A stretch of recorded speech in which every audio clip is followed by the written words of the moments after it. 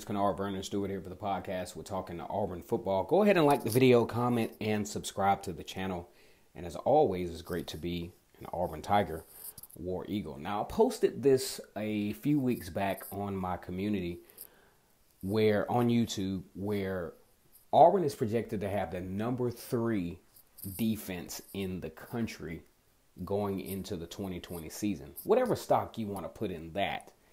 But a lot of folks are wondering, like, how can it be possible that Auburn is placed in this type of position considering all the talent that is being lost from last year? You talk about the loss of Derek Brown, also the loss of Marlon Davidson, and surprisingly, but going into the first round, Noah Igbenogany, the 3 pivotal pieces to the puzzle of the Auburn defense. Then you factor in the fact that Daniel Thomas and Jeremiah Denson, who was very active in the intermediate portion of the football field with tackling. How is it possible that Auburn is going to reload and actually have the top 3 defense in the country?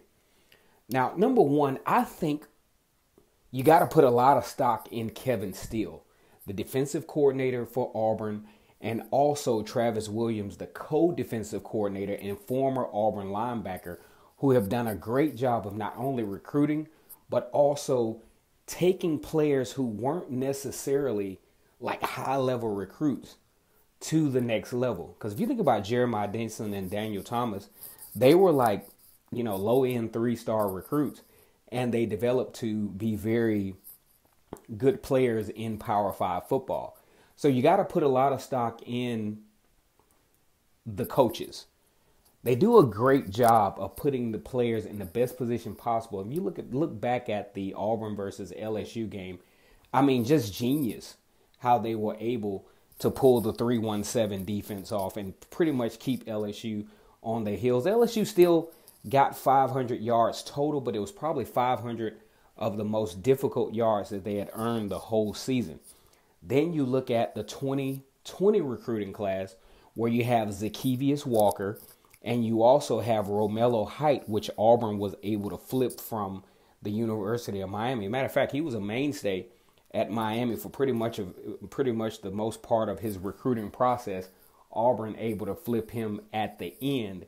So why is it? Why is Auburn possibly rated the number 3 recruiting class? Well, number one, they have a very good slate of linebackers coming back, which includes Owen Pappo, Chandler Wooten, and of course, KJ Britt, who I feel could be a preseason second-team All-American, and probably going into his senior year will probably be projected to be at least a middle-tier second-round draft pick in this particular class.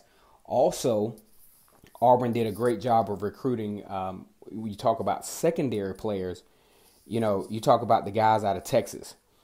Chris Thompson Jr., the safety out of Texas. Also, Marco DeMio, who will probably add some athleticism at that cornerback position. I think Marco DeMio will make a push for that field cornerback position. So be on the lookout for Auburn. He actually came from Blinn College. Marco DeMio did. That's the same college that Auburn got Cam Newton from. And if you look at Auburn from a recruiting standpoint, they've done a pretty good job of recruiting out in the Southwest, starting with Mississippi on over to Texas, to really, really push the issue of expanding their territory as far as recruiting goes. So I think you're going to have a pretty good bit of athleticism at the defensive line, and all of that starts up front. Those guys are very athletic up there. You got Big Cat Bryant coming back, and could be a really big thing for the Tigers going into the 2020 season, as far as why a lot of folks project Auburn to be a top 10 defense once again. It's Vernon Stewart here for the podcast talking Auburn football. Go ahead and like the video, comment, and subscribe. And as always, it's great to be an Auburn Tiger, War Eagle.